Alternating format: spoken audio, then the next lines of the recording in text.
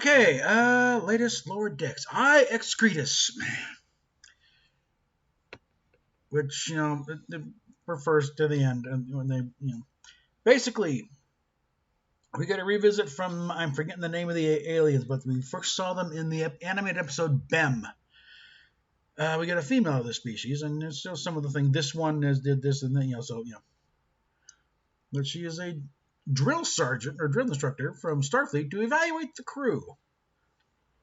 And they're all in their little personal holodeck thing, to go through their own little simulation things to test how they respond to different circumstances. And the list of scenarios, half of them are actual titles from episodes, some of them are just, pitching, general, plot line pitch. But you can tell, like, looking at it, yeah, okay, no, that is, and that is. So it's kind of, it turns into a bit of a greatest hits type thing, and see how this bunch responds under circumstances.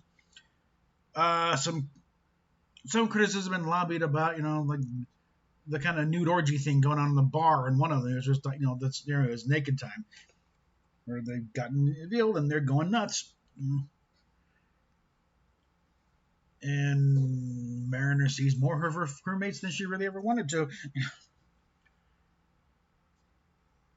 But so this is what Star Trek has become. Actually, this is what Roddenberry would have gone for if he could have.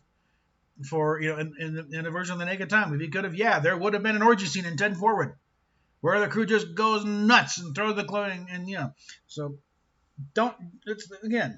remember who Gene Roddenberry was, okay? He was an insufferable horn dog, okay?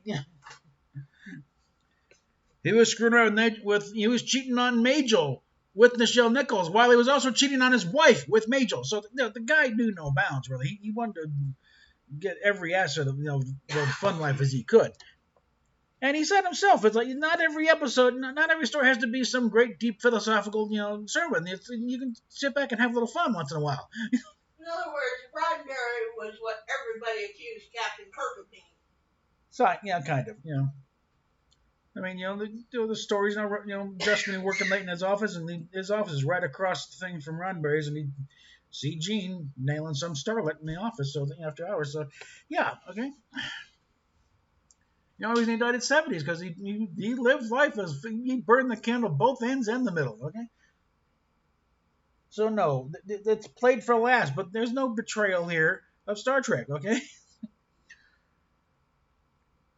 One of the biggest fights they had with the network was setting it up, and he wanted the crew, 50% men, 50% women, and they said no. It looked like there's a lot of fooling around going on up there, So the deal, okay, you can have 30% women. It's like, well, 30% women can handle the ships, okay. And we get, Tendi having to deal with the situation like Worf when he broke his back, and the Klingon wants an honorable death, and she's out in trouble, and the time of life is no, and for some reason Rutherford doesn't occur to him to get gloves. No, he tries to use his shoes to open the chamber to to hotwire the warp drive, and doesn't get there in time. Ship blows up. Everything's failing. The only one who's doing well is Boimler. He gets a passing score right at the bat with his, to resist the Borg and, get away. But passing isn't well enough. His OCD kicks on. He's got to keep doing it and doing it and doing it until he gets 100%. So he, okay, this time he's going to rescue the Borg babies and get in the escape pod and go out. Nope, not quite yet. Only to 83. And he do it again. He just keeps doing it and doing it. And everyone, finishes their tests, and they hey, this isn't about it's about teamwork, right? No, it's not about teamwork. She needs this drill instructor needs to keep her job because most of the Starfleet just pass this thing with Lee, so she had to find a crew that would definitely screw up and give her some job security. This one has bills to pay. So. And so it just, the thing is, she's about to send off her, results, and the entire crew will be reassigned elsewhere. Because this is the crew that left 4 crew members, stranded on a satellite and went off chasing a distress saw. That's in the teaser. It was the scene in the trailers. Yeah, we're all in this together. They left us. Okay, how much oxygen we got? Little, left, ballpark. 4 hours later, 6 hours later, they come back. They're freezing, huddled together. Sorry.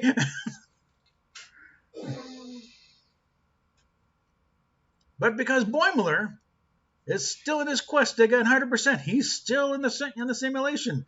And so because he's still in the simulation, they can't write it out and finalize it. So okay, they're going to use that time to go search for real dangerous situations, and because this instructor has read all about Starfleet cruise, but she's never actually been there. So Captain Freeman and Ensign Mariner decide to take her on a magical mystery tour of the real dangers of Star, and they go out looking for, as they find a crystalline entity feeding on a nebula, all kinds of things. And so I'm in the mood for a black hole. They send her blind pad because we're going to keep finding more and more dangers. You change our scores. And finally, okay, you pass. Unfortunately, by the time they finally get it, one has been there so long he's failed, and he's now been assimilated. and this is another mark of what a true Star Trek show is the caliber of guest star they have. Alice Krieg returns as the Borg Queen. This show is getting the guest stars. If you look on the cast list, on the voice cast, they're getting. They got Jeff Combs last week. They got Alice Krieg this time. They've already had John Delancey as Q. And you got another story, notable actors who've shown up to do guest spots on this show. On Picard and on Discovery, it's really got to look long and hard before you find someone of note as a guest star. And you get some, oh yeah, he was in that, what was it? Yeah, it's for instance, you're not going to get a Richard Kiley or oh hell, Frank Langella showing up, uncredited, by the way. When they do that, that's a favor they're making to the production. They really want to be in the show. They don't care about the paycheck. They wanted, Frank Langella, he did 3 episodes. That was a 3-part storyline Langella did for DS9, uncredited. People don't realize because it's Frank Langella. They don't bother reading the credits looking for his name. And that's the thing. And this one really is inherent. These are Star Trek stories. They're funny ones. They're played for laughs, but these are doing real Star Trek stories, and they're bringing the guest stars back. They're getting the notable thing. Little bit of trivia here. What? The name Beckett Mariner. Yeah. Mike McMahon's sister. His sister name's Beckett? Okay. One thing I think it would be interesting to find out what the order hit, because, again, her mom is Captain Freeman. Her dad is Admiral Freeman.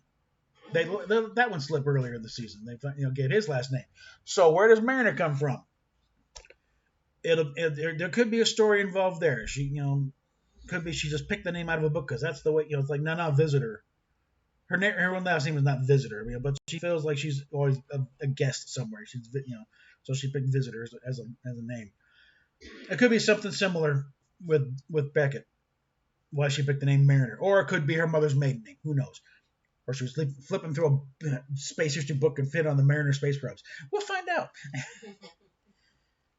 And that's the thing. These characters have legitimate backstories. And that is why Mariner is not a Mary Sue. She is seriously fucked up in a lot of ways. She's got issues. She's got problems. She's got chips on her shoulders, enough to start a small campfire. Okay. Ooh. Boimler is it's like when he tied down the assimilation table. We got you really, I got hay fever and acid reflux. It'd be a negative for the collective, really. No. And thanks for Boimler. I can't watch The Boys without going, shut up, Boimler. Yeah, but Rutherford he's got his own thing of trying to be being assertive and figuring things out and overanalyzing a bit. Tendi is always trying to please people and be but that gets in the way sometimes. He's cute. Yeah, cute, bubbly little Orion. They've all got issues, and these are real characters they're building here. Okay. So Captain Freeman is. And Captain Freeman's got her own. She's having to learn to back off and trust your crew. And part of this exercise when they had they did kind of a Boxing Day thing where it's like the senior staff got sent down to do simulations of the lower deck crew. Get reminded of what it's like to be an ensign and not be in the loop of what's going on the ship. One of the cargo holds, and what's going on? Ships are being attacked by Klingons. Now, come on, these crates aren't going to stack themselves. Get to work. And they're not able to chip in and help defend it. No, they're good. And the food replicator, no, it doesn't have everything. It's like only does pizza one slice at a time. It's like stuff like that. And the bunks are not that comfortable. So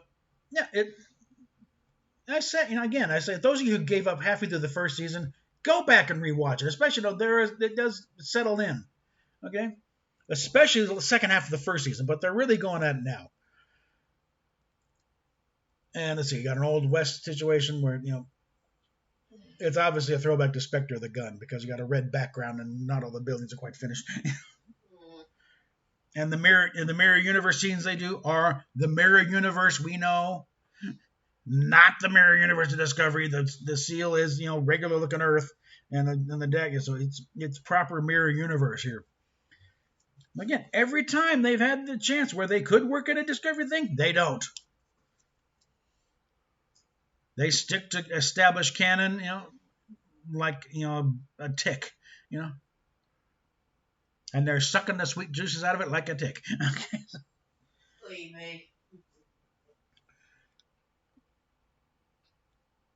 So again, I say again, this is proper Star Trek, just played for laughs. Okay, give it a shot. Give it a shot. Okay. And yeah, it's raunchy. It will get me over. This is not a show for kids. But we got maybe 2 more episodes. I think this is episode 8. So we got 2 more, and they're challenging. How much Star Trek can we cram into a half hour? And they are cramming in a lot. I'm going to go check out the Trek Nation.